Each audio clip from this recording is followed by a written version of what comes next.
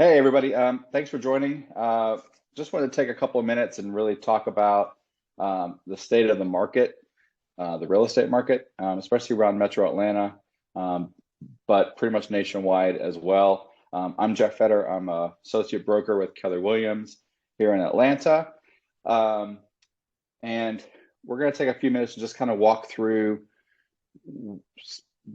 some of the things that you all are probably hearing through the media and all the hype and everything that's going on right now with the housing market, and try to put to rest some of the uh, angst and anxiety that might be going on with you all, and thinking the housing market is going to crash and burst and all that. So here with me is a friend of mine and a lender partner of mine, Jeremy Owens. And I'll kick it over to Jeremy, and he can kind of introduce himself. Awesome. Thanks, Jeff, for the intro. Again, my name is Jeremy Owens. I'm a Vice President Branch Manager over at First Community Mortgage here in Atlanta. And really excited to spend some time with you chatting through really what we think is a move back towards a much more healthy and balanced market. What are your thoughts about that, Jeff? Tell us about why you feel like we're moving towards a much more healthy and balanced market. Well, I read an article, I think the latest stat that I read, which was last week. I think this was through the end of uh, July. I don't know that it was up to date in August, but likely through the end of July. Metro Atlanta, anyway, was sitting at about a little over 2 months of supply. And just to give everybody some comparison, a balanced market starts to, approach 3 to 4 months of supply. So pre-COVID, we were sitting at about 3 to 4 months of supply. Technically, a true balanced market historically is more like 5 to 6 months of supply before you start getting into a buyer's market, or what's called a buyer's market. But pre-COVID, we like to think of the market now kind of post-COVID, or in now versus pre-COVID. And pre-COVID, we were starting to see interest rates. You can probably talk a little bit. You know more about this than I would, but interest rates pre-COVID hovered around 4-ish. And at that time, as a market, we were sitting roughly around 3 to 4 months of supply. So it was also at that point, we had a decent amount of buyers and a good amount of listings, sellers who were selling their houses. So it was pretty balanced then. Then COVID happened, and the interest rates took a dive and dropped to try to stimulate the market. And slowly over the last couple of years, we've been seeing the months of supply generally increase, which is what should be happening. The interest rates rising is definitely affecting the supply. And for those of you, just real quick, months of supply, what that 2 months means is if no more houses come on the market, then it would take about 2 months to sell what's out there. So that's a relatively low number. That is so low. Is that the lowest that we've seen it? No, when we were going through this crazy time back in maybe just 3 months ago, when we were getting 20, 30, 40 offers on a property, we were at 0.7 months of supply. So less than a month of supply back then. And that's when rates were even at 3%, I think. It's before the rates started increasing a little bit to try to counterbalance inflation a little bit. But back then, when rates were down at like 3.1, 3.2, that's when we were seeing this less than a month of supply. So it's really just a supply demand situation. And that in itself is really the sole driver of the market. And I think we're still in that.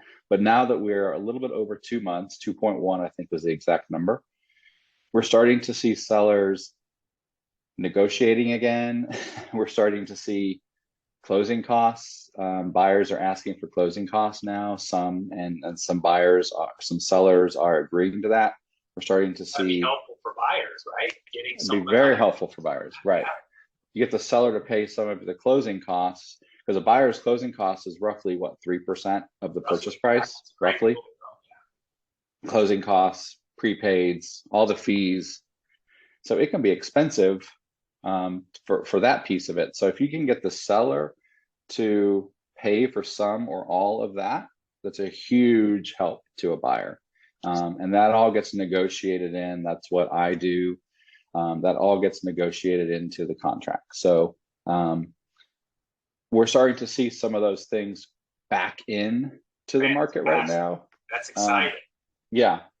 So I really feel, and you can speak to the lender piece too.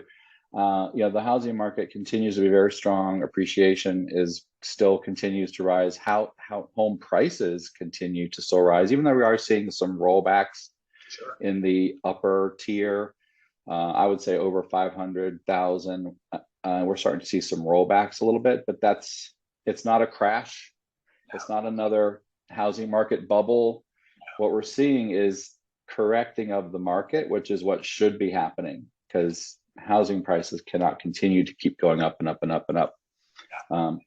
And from where I'm standing, we're not seeing, artificially inflated appraisals or anything like that either. So, and I know you'll speak to some of the lending piece of it too, but it all looks good for me. Yeah. What about the lending world?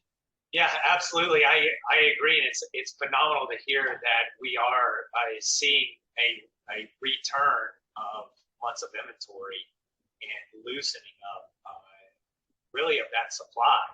I know a lot of the buyers that I've been working with, they're clamoring for that supply. So I'm really excited to hear that. Something along those lines, I just read an article today.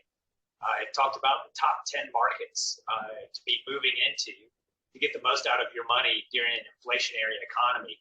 And Georgia, number 3 on the list of top places to move. Nice. So yeah, we've seen prices go up in Georgia, Metro Atlanta specifically, the last couple of years, pretty intensely, which has been helpful if you've owned a home.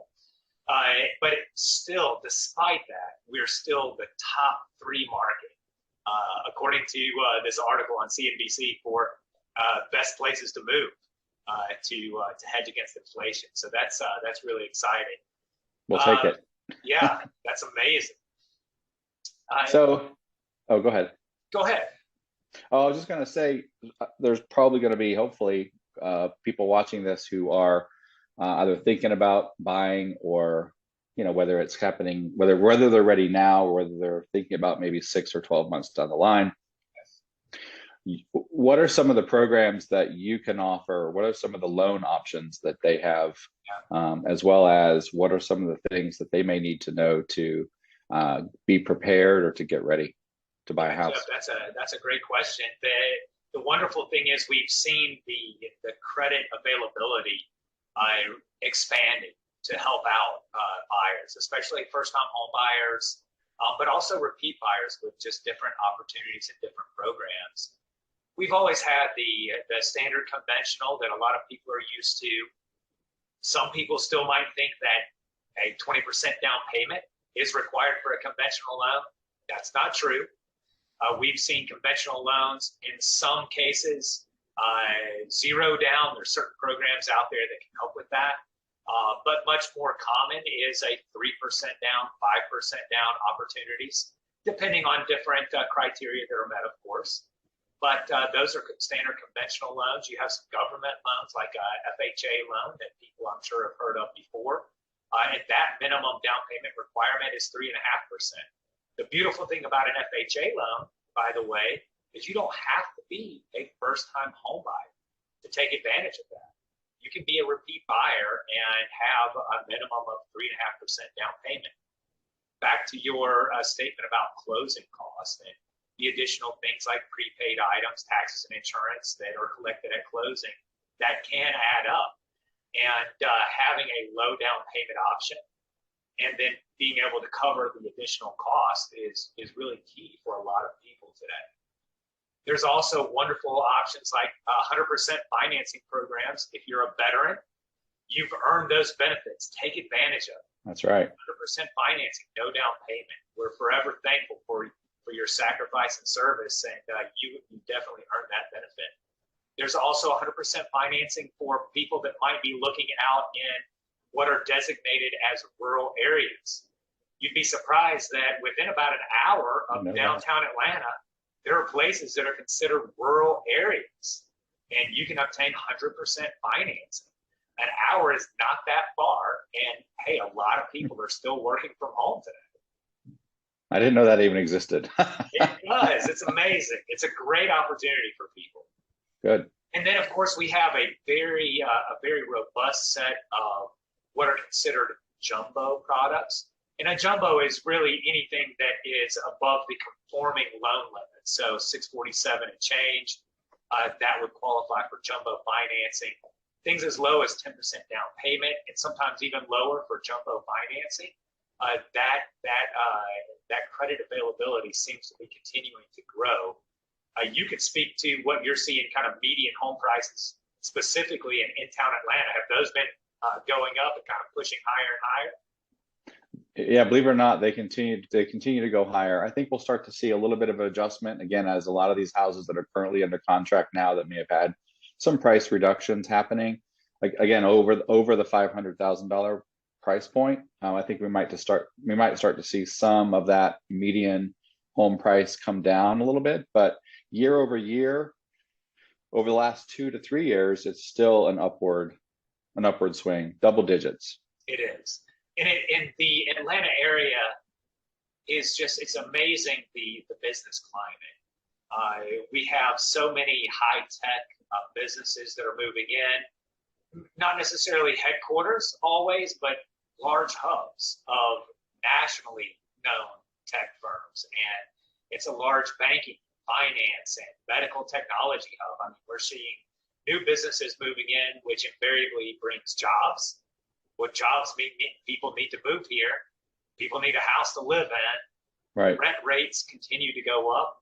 And frankly, I see now as an opportunity to take advantage of this time where we're going to continue to see that appreciation. Yeah, that it's scaled back year over year appreciation expectations, but Metro Atlanta wide, we're seeing anything from 5 to 10%.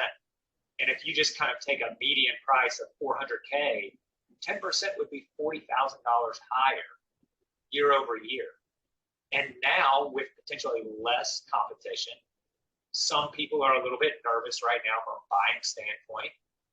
Now is a great opportunity as a buyer to take advantage of prices where they are today before we see that additional appreciation, and maybe get in with the new supply coming on market and have a chance to really secure a house that you love at a price, today's price, before it continues to increase.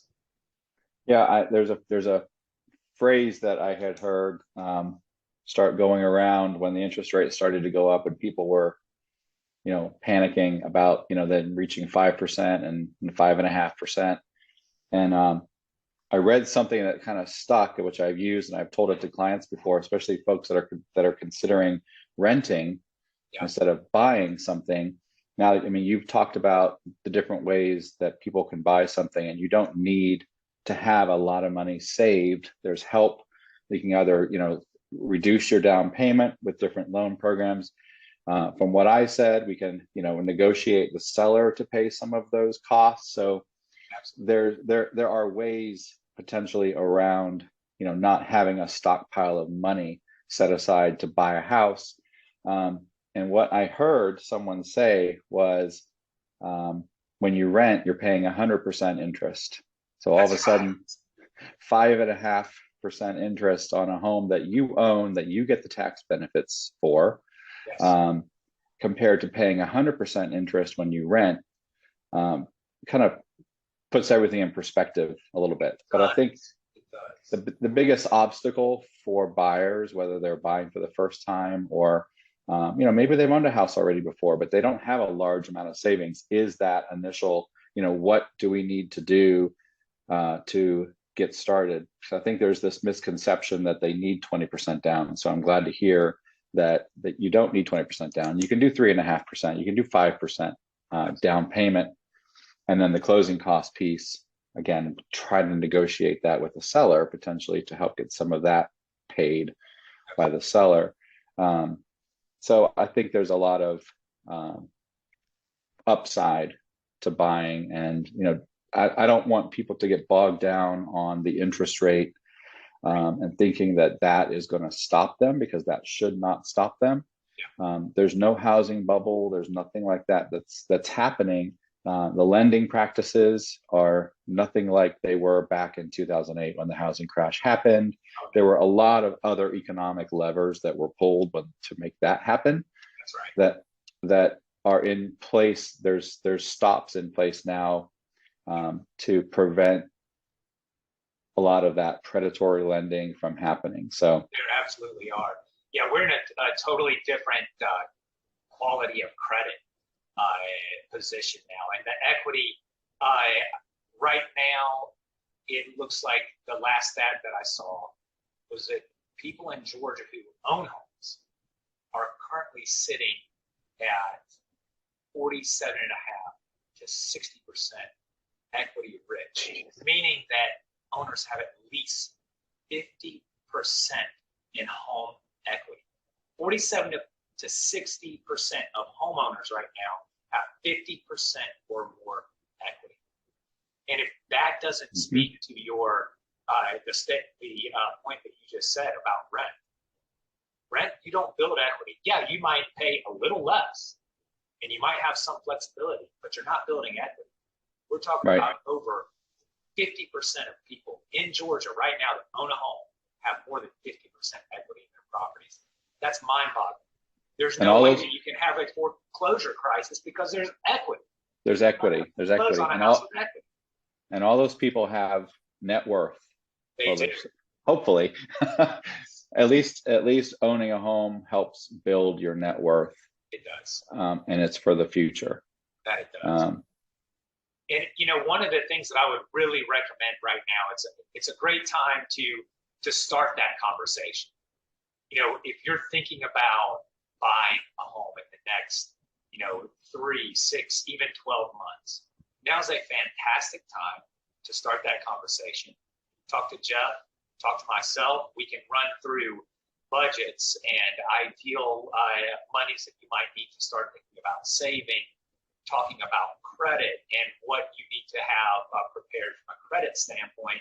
We can talk about flexible ways to raise that money that you're going to need for down payment, including the possible use of retirement accounts and other savings mechanisms that you might have in play. If you already own a home, possibly looking at utilizing equity in your home without having to sell it first. So there's a lot of great point that we can talk about to help you get ready. And now is a great time to start. So if you're interested, check out our information in the comments below. Leave us a question, drop a line, a comment, and we'd love to spend some time talking. Excellent. Yes, it sounds like there's a program for everybody out there. There really is. There really is.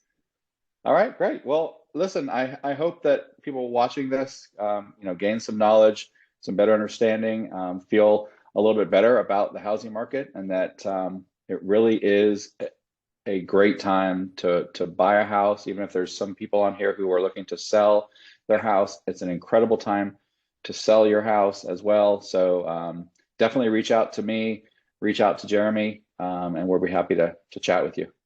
Absolutely. Thanks again, Jeff. This was phenomenal. It definitely makes me more and more excited and really happy to see how the market's changing. And, the one key thing in life, right, or the one constant, change is inevitable. There's always change to be had, and there's always opportunity in that change. So absolutely, really appreciate your time, and thank you for having me on. All right. Talk to you soon. Take care. Bye-bye.